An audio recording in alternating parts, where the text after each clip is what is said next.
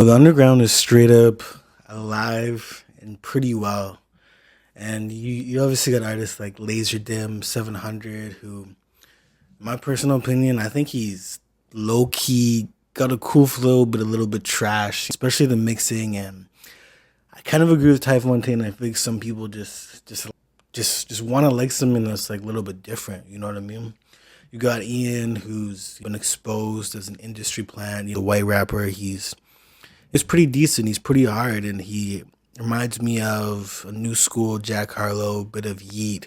Crazy good beat selection, and he's pretty fire. You got Netspend, who obviously just his whole rise to fame was just kind of fortunate, but obviously worked out in a good way because he had that viral snippet that just really blew him up on Twitter. But so many people just ended up hating him, and he ended up getting signed to Rolling Loud. You got Osama Sun. I used to be a big hater of Osama Sun. I used to think he was the biggest King Carson clone. He's obviously pretty fire though. You know what I mean? His most recent project I definitely liked a lot. I think it was Flex Music. Went super hard. All of these artists are pretty much just rising this year. And I just wanted to talk about the new wave of artists that just dropped this past weekend. I guess it was a weekend ago. And it just shows the underground is super promising right now. But I'm gonna just really save it for three specific artists and three specific albums that recently just dropped, like I said. You know what I mean? You got the Hard Rock album, you got the Moy Santana, you got the Tana, and then you got the Hard Rock project. You know what I mean? But I just wanted to kind of touch on Hard Rock first. Hard Rock is obviously from Atlanta, Georgia. He's just had a pretty good rise. I remember finding out about a Hard Rock maybe like 2 years ago before I moved to this most recent place. I was watching one of Bob Lamb streams. Shout out Bob Lamb. Bob Lamb's definitely one of the goats. You know what I mean? And he just had a super unique sound. And the first project I heard by him was 808 Speaker Knockers. You know what I mean? And this project just goes absolutely dumb, bro.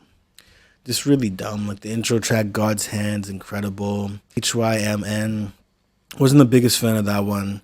Don't Give a Fuck, I liked a lot. Madonna was pretty good. New World was fire. Mussolini was hard. Green Goblin, I liked a lot. And a few of these other ones were pretty cool too, and early trapping. But what's super weird, as I see right here in this track list, it doesn't actually show it, but his song In the End, I don't know if there was some sample clearance with it or whatever, but In the End is probably one of the best songs I've heard in a long time, and it's been in rotation for so long. It's almost like a drum and bass kind of jungle sounding drums with a trap 808 and him singing. Just absolutely phenomenal in my opinion. Just really good. You know what I mean? He has projects like Takeover in 2021. He has a project next in 2022. He has Slimy Stuff in 2022. 808 Speaker Knockers, the one I really like. He has One of One in 2023. And this project was pretty good. He just ended up going in a very dark realm in it. You know what I mean? It was pretty good. I think I'm thinking of a different one. This one was decent and it felt a little bit bloated and felt a little bit all sounding the same. Blau was pretty good. One of One was really good. I liked Marathon. Eye to Eye was pretty cool, and Barry. But overall, this project was alright for me. You know what I mean?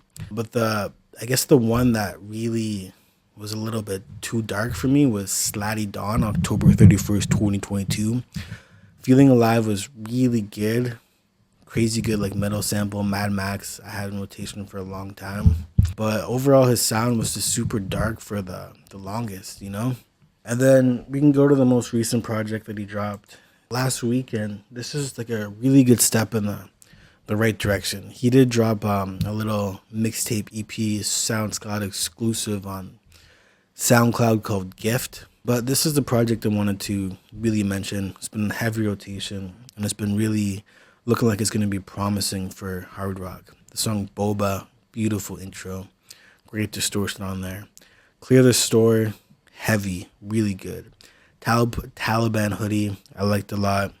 South ATL, this one kind of reminds me of like a Night Lavelle track. And it made me think, it was like, yo, Hard Rock is literally like a newer school version of Night Lavelle. just with more auto tune and shit like that. King Tut, I wasn't the biggest fan of King Tut when it first came out, but the more I listened to this project, the more I was like, yo, like King Tut slaps within the track list. Russian Cream goes pretty hard, one of my favorites off there. St. Patrick's Day is the best song on the project by far. And this just gives so much promising hope to Hard Rock. He's incredible, bro. Never Cared I liked decently. Like it was pretty good, and Pain Strain.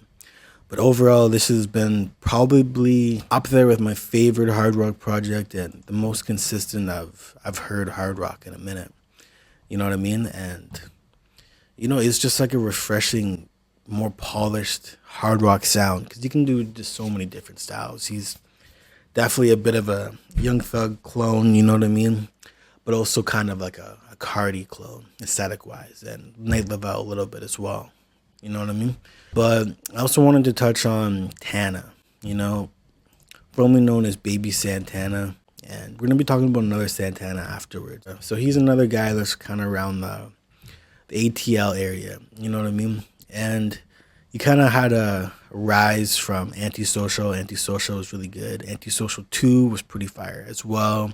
Get Off the Leash, I liked a lot. Prada was pretty fire as well. And, he had a good remix featuring Rolling Thrax on, yeah. And we just need some more music from Rolling Thrax because Rolling Thrax is definitely just really fire. Same with Southside Silhouette. I don't personally like the direction that Rolling Thrax and Southside Silhouette really went in, but it is what it is, and I still have promising hope by them. Let's just take a look at all of his projects, you know what I mean? Started off with Tana, Recreation, Nycophilia, Planet Sosa, Gaultier, and Gaultier Bonus. So I've only really heard one Tana project, so I've been kind of giving Tana some, I don't know, he's a young artist. I think he's like 16 or 15, maybe 17, super young. I think I just read his description, you know what I mean? But like, I haven't been the biggest fan of him just because I can't really relate. His high-pitched voice is just very out of my age range, you know what I mean? But some of the songs I liked in this project were Hell Yeah, Fear No Man, and Archive. And there's other projects I've skimmed through before, but just didn't really grab my attention. But the one that really grabbed my attention was the one he dropped last weekend called Bana. And Bana is absolutely incredible, bro. Like, it's so surprising seeing this from a guy so young.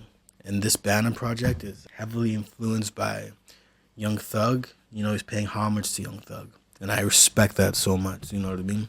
And every track on here, there's literally no misses on here. Like, this is definitely contender for the album of the year for sure. Like, Decor, beautiful intro. Never Sober. Melodies on there, so supreme and nice. Because of Me, really good. Cut Ties, one of my favorites. Hell of a Night, really, really, really good track. Couple M's or Couple Money or whatever. This one's one of my favorites. I've listened to this project maybe 10 times. Early on, this one was my favorite for so long, and it's just so good. He's kind of like rapping on it's almost like a Wiz Khalifa, Ty Dolla $ign, West Coast club sounding song, but kind of with a new school flair with some jerk drums in it. Really, really good. The other night, I was just bumping it down. I was just driving downtown, like whipping in the car, whatever, had the windows down. It was a nice night out. And I was just bumping it, and then like people were hearing that song, and they're like, yo, like they were literally hyped.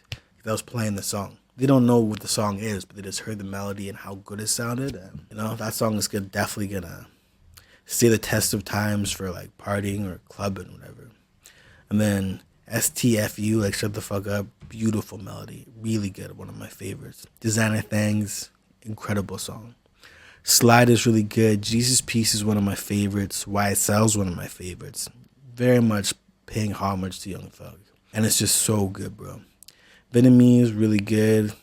Vinh Su, really good. And then Wake Up is really good. Like, this project is easily in the range of an 8. Definitely already in my top 5 favorite this year. As like a full album, at least. The hard rock one is definitely one of the top EPs, if I put it in that category. But yeah, Tana has a promising career just for how young this dude really is. You know what I mean? He's young. He's super young. The other one I wanted to talk about is Molly Santana. Molly Santana, she's one that like I recently got into maybe a few months ago just from like Instagram ads and all that shit. Like she's Super, super, super fire. She's 19. She's a youngin'. I think she's half black, half Asian. I could be wrong. I'm not too sure. She doesn't have very much info about her. You know what I mean? She keeps it very hidden. But let's just go to some of her projects. Her first few projects, Molly World and Neptune, was before she was signed, I believe. But Melange, this came out late 2023. Or I guess it was pretty early, but like when I tapped in, it was pretty late 2023. And this project is incredible. Like Omelette, WWIS, Blat slaps in the whip. DHL hard, Ring Around the Rosie, super unique one. I wish her vocals were kind of pitched up a little bit higher into the mix. North Pole goes hard, and Fashion Killer, using the A$AP Rocky sample on there. Beautiful. And yeah, that project just like a certified slapper in the whip, you know what I mean? So when I heard she was dropping a new project, I was like, okay, like this is probably gonna be the same as Melange, just a bunch of bangers. And that's definitely what I got, but she added some more pop elements into it, which I was like, yo, this is it. This is 100% it. Molly Santana, her debut album. Lucid, one of the hardest beats ever. If I want to get hyped for the gym or just driving around whipping, Lucid goes hard. Dumb goes hard. Out of My Body, really good. Why You Mad, so good. Black Ops, really good. Chain Swinging, this is probably her best performance with her melodies, with her flows in it. Really good. I Get It goes hard. Talk to Me is like a pop ballad. Then So right here. This song could be like having Post Malone or Coil Ray on it. It's just so good, bro. Like I swear it almost gets me like in my feels just how good it is. Wherever you go, come when you want to, getaway, parties all over. Parties all over. Like this one should be the ending credits of a Euphoria type show or movie that has like emotional teens in the movie. You know, it's just so damn good. Like her potential is just really through the roof.